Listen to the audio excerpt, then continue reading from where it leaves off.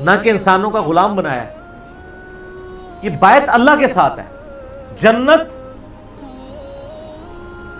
ملے گی جان اور مال کو اللہ کی راہ میں خرچ کرنے کے لیے. تو سیدنا ابوبکر نے کہا کہ میں اللہ اور اس کا رسول باقی چھوڑ آئے ہوں. اچھا, اس سے ہمارے بریلوی بھائیوں نے رزلٹ نکالا کہ نبی صلی اللہ علیہ وسلم حاضر و ناظر ہے. شکر ہے کہ گوروں کو اردو نہیں آتی اور ان کو انگریزی نہیں آتی, ورنہ وہ لٹریچر کے ان الفاظ کا مذاق اڑاتے ہیں. یہ تو حضرت ابوبکر کے بھی دماغ میں نہیں تھا کہ حاضر و ناظر کسی نے نکال لینا. یہ تو لٹریچر کی زبان میں بات ہو رہی تھی کہ میں اللہ اور اس کا رسول چھوڑا ہے. فزیکلی چھوڑنے کی بات نہیں ہو رہی تھی, نہ حاضر و ناظر نہ روحانی طور پہ. یہی بات ہو رہی تھی کہ اللہ اور اس کے رسول پہ جو ایمان ہے وہ ہمیں کافی ہے, اللہ تعالیٰ ہمیں اور دے گا. یہ ان کے دماغ میں نہیں تھا. پھر بھی اگر وہ کہتا نہیں اس سے مراد فزیکلی چھوڑنا ہے تو پھر تو ان کا عقیدہ بھی خراب ہو جائے گا. یہ تو ایون کہتے ہیں کہ آپ اللہ تعالیٰ کو عرش پہ مانیں تو یہ اس کے لیے مکان آپ مخصوص کر رہے ہیں, اور یہ عقیدہ شرک ہے. حنفی کہتے ہیں, وہ کہتے ہیں اللہ تعالیٰ زمان و مکان سے پاک ہے. تو اگر عرش پہ اللہ کو مانے تو یہ کہتے ہیں یہ تو گستاخانہ عقیدہ اور کفری عقیدہ ہے.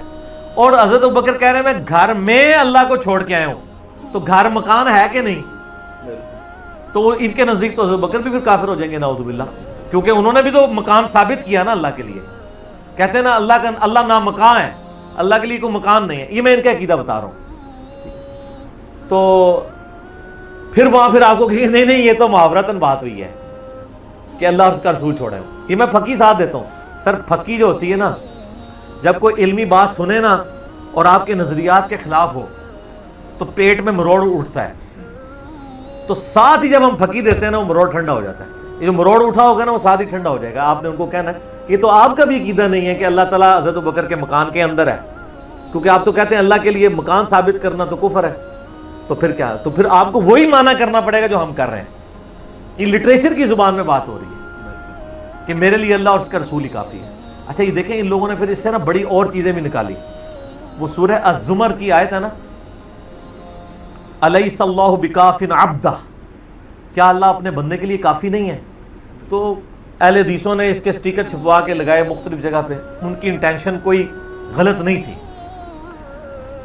لیکن اب جو بزرگوں کے بابوں کے ماننے والے ہیں انہوں نے کہا کہ جی جناب یہ تو مصیبت کھڑی ہو جائے گی, ہم نے تو بزرگوں کو بھی پکارنا ہے, یہاں تو صرف اللہ ہے. حالانکہ انہوں نے یہ نہیں دیکھا, یہ تو قرآن کی آیت ہے, سورہ الزمر کی پارہ نمبر 24 کے پہلے صفحے کے اوپر, الیس اللہ بکاف عبدہ, کیا اللہ اپنے بندے کے لیے کافی نہیں ہے؟ انہوں نے اس کے مقابلے پہ سٹیکر چھاپے کہ میرے لیے اللہ, اس کا رسول, بزرگان دین, فلاں فلاں فلاں, جتنی انہوں نے لگانی ہوتی ہیں نا وہ کافی ہیں.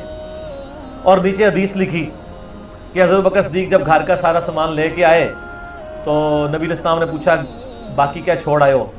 تو انہوں نے کہا میرے لیے اللہ اور اس کا رسول ہی کافی ہے. پہلی بات ہے یہ حدیث کے الفاظ ہی نہیں ہیں. انہوں نے کہا تھا میں اللہ اور اس کے رسول کو چھوڑ آیا ہوں.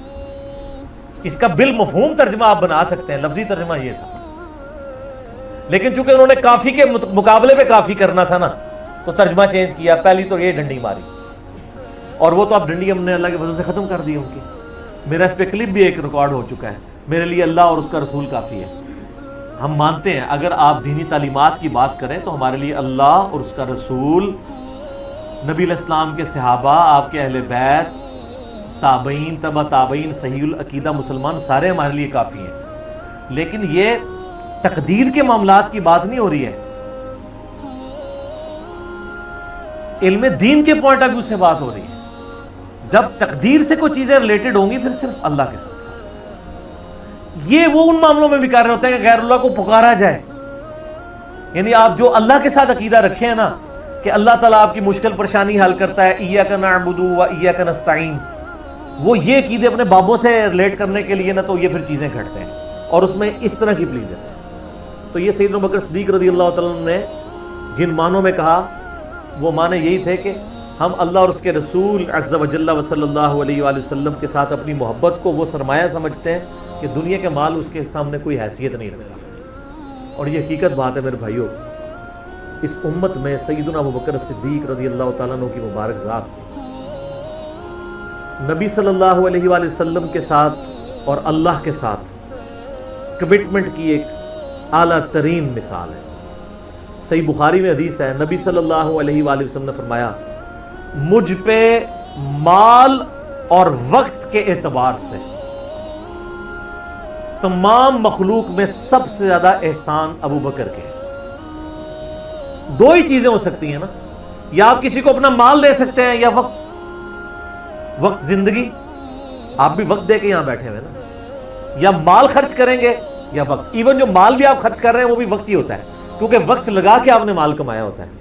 نبی علیہ السلام نے فرمایا کہ اپنے وقت اور مال کے اعتبار سے سب لوگوں سے بڑھ کے مجھ پہ احسان ابو بکر کا ہے. اور اگر اس کے ساتھ ہی الفاظ ہے بخاری مسلم میں، حدیث بخاری مسلم دونوں میں ہے، اگر میں دنیا میں اپنا خلیل کسی کو بناتا تو ابو بکر کو بناتا، لیکن میں نے اپنا خلیل اپنے رب کو بنایا ہے. سر توحید ہر جگہ اوپر ہے. ان صلاتی و نسکی و محیایا و مماتی للہ رب العالمین، بے شک میری نماز، میری قربانی، میرا جینا، میرا مرنا سب اللہ کے لیے. البتہ ابو بکر میرے دین کے اعتبار سے اور مودت کے اعتبار سے میرے دوست ہیں، میرے بھائی، لیکن خلیل اللہ ہی ہے. ایک نہیں احسان، یہ احسان ہی ہوگا نا، محسن ہی ہوگا نا، احسان والا.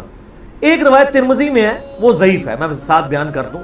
اس میں الفاظ ہے کہ میں نے دنیا میں ہر شخص کے احسان کا بدلہ اتار دیا سوائے ابو بکر کے. یہ روایت اصول محدثین پہ کمزور ہے، لیکن جو میں نے روایت بیان کی ہے نا وہ صحیح بخاری کی ہے، وہ اس میں آلموسٹ فٹ ہی نہیں بیٹھتی ہے. تو سیدنا ابو بکر صدیق رضی اللہ تعالیٰ نے کوئی موقع نہیں جانے دیا، نبی علیہ السلام کے ساتھ اپنی کمٹمنٹ میں کہیں پہ بھی کمزوری نہیں دکھائی پوری زندگی.